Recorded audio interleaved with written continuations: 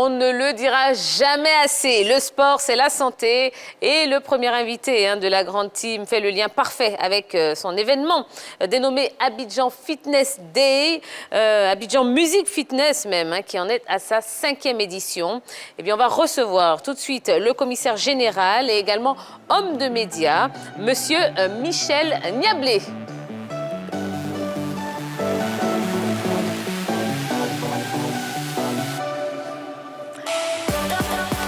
Bonsoir, monsieur Niablé. Bonsoir. Comment allez-vous? Ça va, ça va, ça va.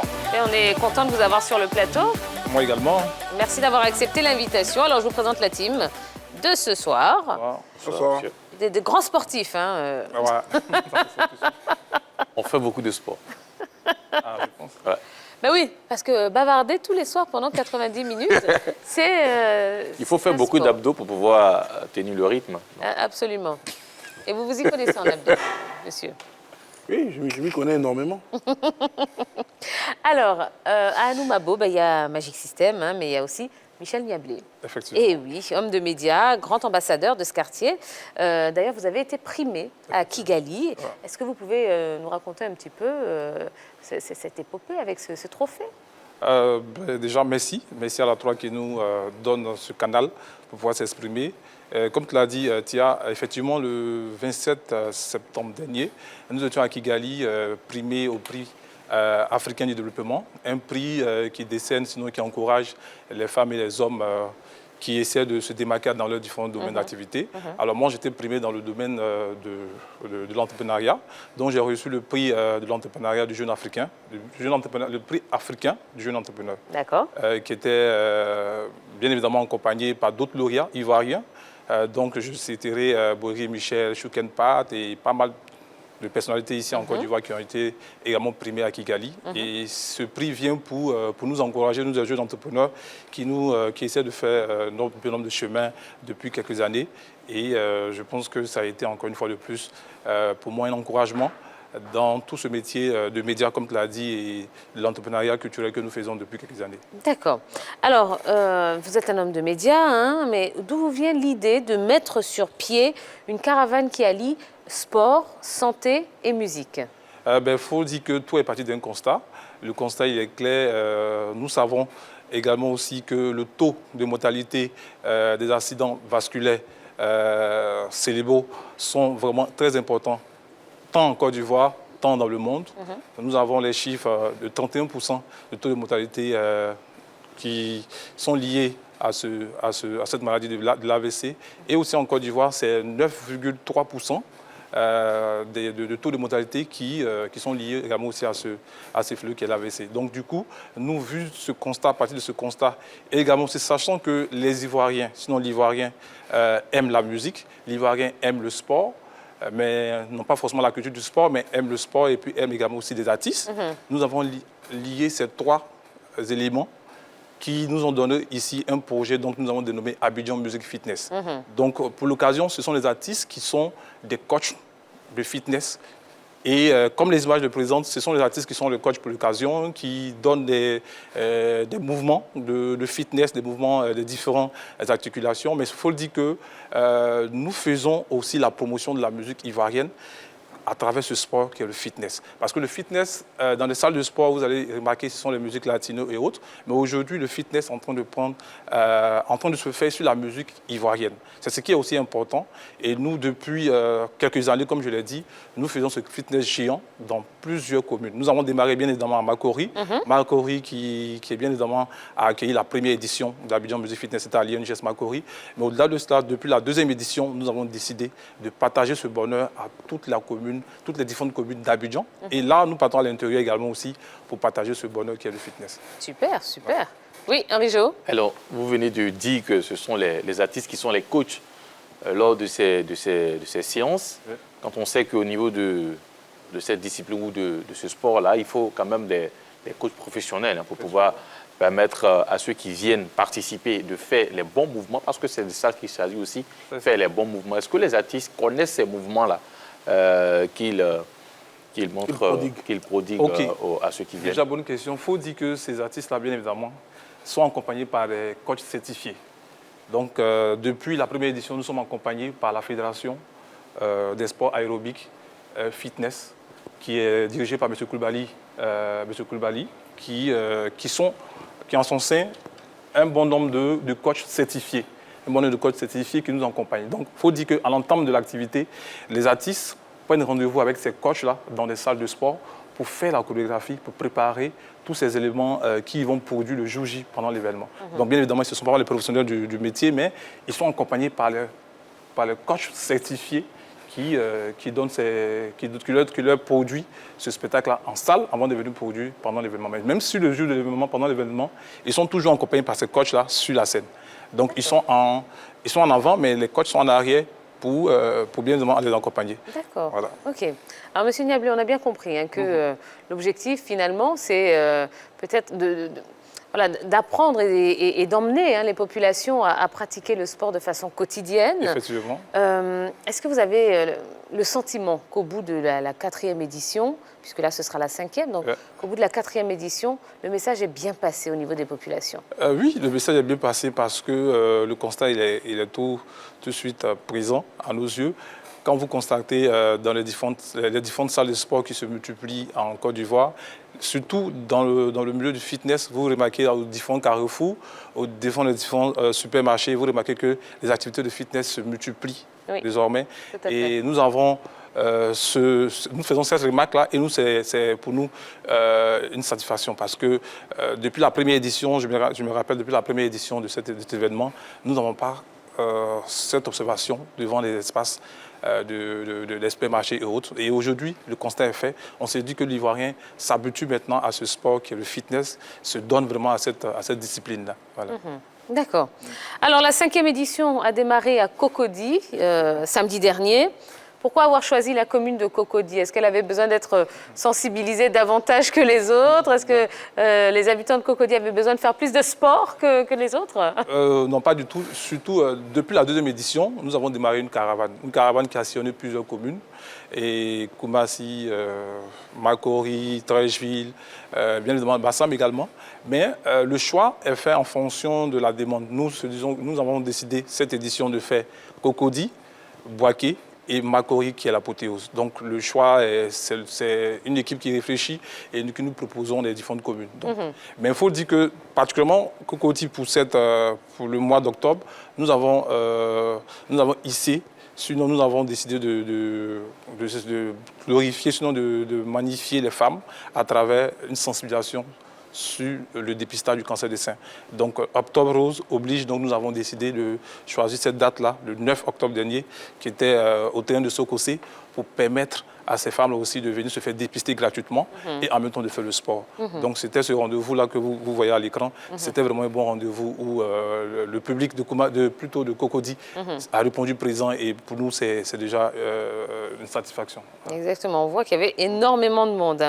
Alors Monsieur Niablé, on parle d'Abidjan Music Fitness Day. Pourtant, si on regarde bien l'affiche, on voit que la ville de Bouaké y est citée, devrait être visitée. Oui.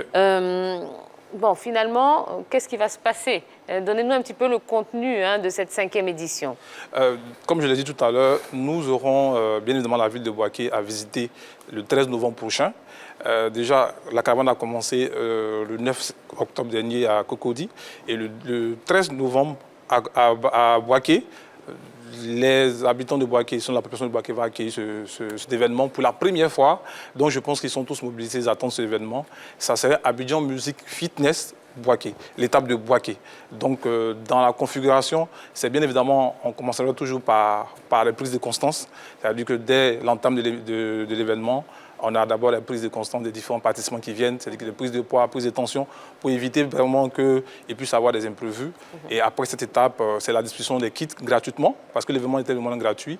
Donc, ça serait la distribution des kits. Et après cela, nous passons à la phase pratique, qui est bien évidemment la scène, avec les coachs et les artistes. Voilà. D'accord. Et les artistes iront toujours à Bouaké pour... Oui. À Bouaké, nous partons aussi avec des artistes qui seront de pour l'événement. Et bien évidemment, nous allons aussi utiliser des artistes au plan local pour l'activité. Les artistes, c'est pour plus faire venir la population ou ça répond à quel besoin? Les artistes, comme je l'ai dit, dès l'entame de la première édition, les artistes ont compris ce message qu'il fallait sensibiliser l'Ivoirien à la pratique du sport.